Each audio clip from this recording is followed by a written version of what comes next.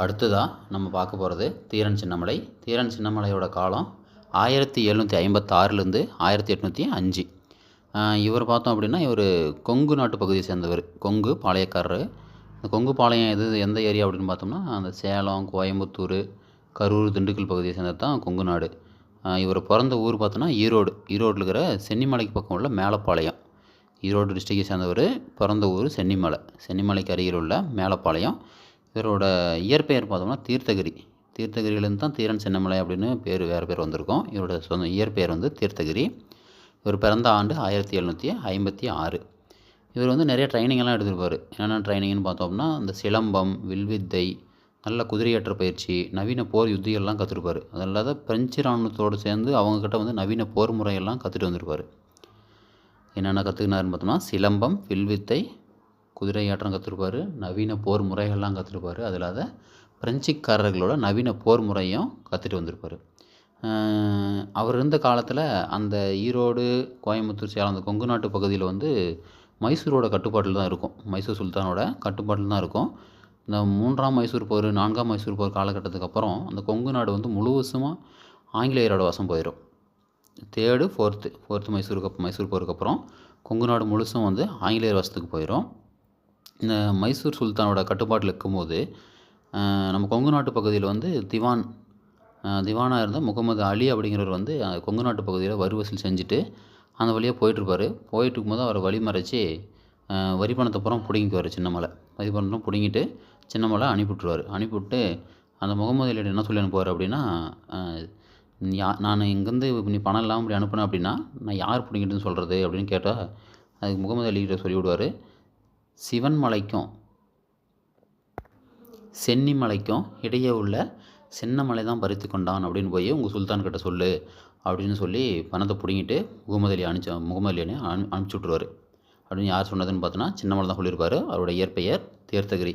இப்படி அவமானப்படுத்தப்பட்ட திவான் என்ன பண்ணுவார், மறுபடியும் அங்கேருந்து வந்து இந்த சின்னமலைக்கிட்ட போரிடணும், அவனை தோக்கடிக்கணும் அப்படின்ட்டு அங்கேருந்து வந்து இந்த நொய்யல் ஆற்று பகுதியில், கோயம்புத்தூர், திருப்பூர் பகுதியில் இருக்கிற நொய்யல் ஆறு, அந்த நொய்யல் ஆற்றங்கரையில் தான் வந்து சின்னமலையை தாக்குவார். ஆனால் அங்கேயும் வந்து சின்னமலை வந்து வெற்றி பெற்றுவார். நொய்யலார் போரில் சின்னமலை வெற்றி பெற்றுவார். அதுக்கப்புறம் கோயம்புத்தூர் பக்கம் ஒரு சண்டை நடக்கும். 1800 வாக்கில் கோயம்புத்தூரில் நம்ம தீரன் சின்னமலைக்கும் ஆங்கிலேயருக்கும் இடையே வந்து ஒரு சண்டை நடக்கும். அந்த சண்டையில் வந்து மராட்டியர், மருது சகோதரர்களிடம் போயிட்டு சின்னமலை வந்து உதவி கேட்குவார். அது உதவி கேட்டு அவங்களும் தரேன் அப்படின்னு ரெடி ஆகுவாங்க. ஆனால் ஆங்கிலேய படைகள் வந்து மருது சகோதரர்களையும் மராட்டியர்களையும் தடுத்து நிறுத்திடுவாங்க. அவங்களோட உதவி வந்து சின்னமலைக்கு கிடைக்காது. அதனால் என்ன பண்ணுவாங்க, கோயம்புத்தூர் போரில் ஆங்கிலேயர்கிட்ட தீரன் சின்னமலை வந்து தப்பிச்சு ஓடி வந்து அங்கேருந்து தப்பிச்சு வந்து இந்த காவேரி, ஓடாநிலை, அரச்சலூர் போன்ற இடங்கள்லாம் இருப்பார். அங்கே இருக்கும்போது நடந்த சண்டையில் கொரில்லா போர் முறையை பயன்படுத்தி ஆங்கிலேயரிடம் 3 போர்லையுமே வெற்றி பெற்றுவார். இந்த ஓடாநிலை அப்படிங்கிறது எந்த இடம் அப்படின்னு பார்த்தோம் அப்படின்னா திப்பு சுல்தான் இருந்த காலகட்டம் வரைக்கும் அவங்க கட்டுப்பாட்டில் இருக்கும். அதுக்கப்புறம் இறந்ததுக்கப்புறம் ஒரு கோட்டையை தீரன் சின்னமலை கட்டுவார். அந்த கோட்டையில் உள்ளவே இருந்துட்டு பிரிட்டிஷ் வர அவங்ககிட்ட வந்து போரிட்டு வின் பண்ணிட்டுருப்பார். அந்த இடம் தான் ஓடாநிலை. அந்த இடத்த விட்டு நகராமல் போர் செஞ்சதுனால அந்த இடத்துக்கு பேர் ஓடாநிலை. இப்படி ஓடாநிலையிலிருந்து போர் செஞ்சுட்டு இருந்த சமயத்தில் நல்லப்பன் அப்படிங்கிற இவரோட சமையல்காரர் ஒருத்தர் இருப்பார். அந்த சமையல்காரர் என்ன பண்ணுவார், போட்டு கொடுத்துருவார். சின்னமலை வந்து இங்கே தான் இருக்கான் அப்படின்ற மாதிரி போட்டு கொடுத்ததும் ஆங்கிலேயர் போய் சின்னமலையும் அவரது சகோதரரையும் சிறைப்பிடித்து சங்ககிரி கோட்டையில் கொண்டு போய் அடைச்சிருவாங்க. சங்ககிரி கோட்டையில் அடைச்சிட்டு அவங்க 2 பேரும் கேட்குவாங்க, நீங்கள் வந்து ஆங்கிலேயருக்கு கீழே எங்களுடைய ஆட்சியை நீங்கள் ஏற்றுக்கோங்க அப்படின்னு சொல்லுவாங்க. எங்களால் ஏற்றுக்க முடியாது அப்படின்னு ஆட்சி ஏற்க மறுப்பு தெரிவிச்சிருவாங்க. அதனால் மறுப்பு தெரிவித்ததும் 1805 ஜூலை 31 வாக்கில் சங்ககிரி கோட்டையின் உச்சியில் போய் தூக்கிலிட்டுருவாங்க. எங்கே தூக்கில் போடுவாங்க, சங்ககிரி கோட்டையின் உச்சியில் போய் தூக்கிலிட்டுருவாங்க. தீரன் சின்னமலையை பற்றி பார்த்தோன்னா 1756லேருந்து 1805 வாக்கில் அவருடைய காலம். சென்னிமலைங்கிறது ஈரோடு டிஸ்ட்ரிக்டில் இருக்கும். இவரோட இயற்பெயர் வந்து தீர்த்தகிரி, கொங்கு நாட்டோட பாளையக்காரர். இவர் வந்து மைசூர் சுல்தான் கட்டுப்பாட்டில் தான் இருப்பார். கொங்கு நாடு பகுதியாக மைசூர் சுல்தான் கட்டுப்பாட்டில் தான் இருக்கும்.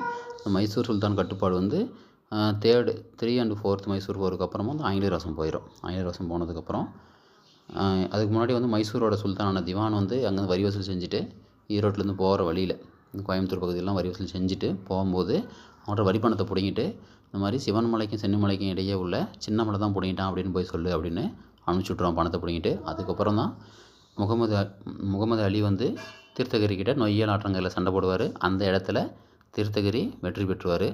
அதுக்கப்புறம் ஓடாநிலை அப்படிங்கிற இடத்துல இவருடைய சண்டை நடக்கும்.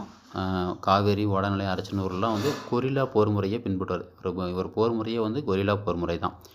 அதுக்கப்புறம் அவருடைய சமையற்காரனா நல்லப்பன் அப்படிங்கிறவர் காட்டி கொடுத்துன்னு பேரில் சின்னமலையும் ஒரு சகோதரரையும் கைது பண்ணி சங்ககிரி கோட்டையில் அடைச்சிருவாங்க. சங்ககிரி கோட்டையில் அடைச்சதுக்கப்புறம் எங்கள் ஆட்சிக்கு கீழே நீங்கள் எங்களை ஆட்சியை ஏற்றுக்கோங்க அப்படின்னு சொல்லுவாங்க. ஆனால் அவங்க ஏற்றுக்க மறுப்பு தெரிவித்ததுனால அவங்க 1805 ஜூலை 31 சங்ககிரி கோட்டையில் உச்சியில் தூக்கிலிட்டுருவாங்க. எந்த கோட்டைன்னு பார்த்தோம் அப்படின்னா சங்ககிரி கோட்டை 1805 ஜூலை 31. இதோட தீரன் சின்னமலையும் முடிஞ்சுது.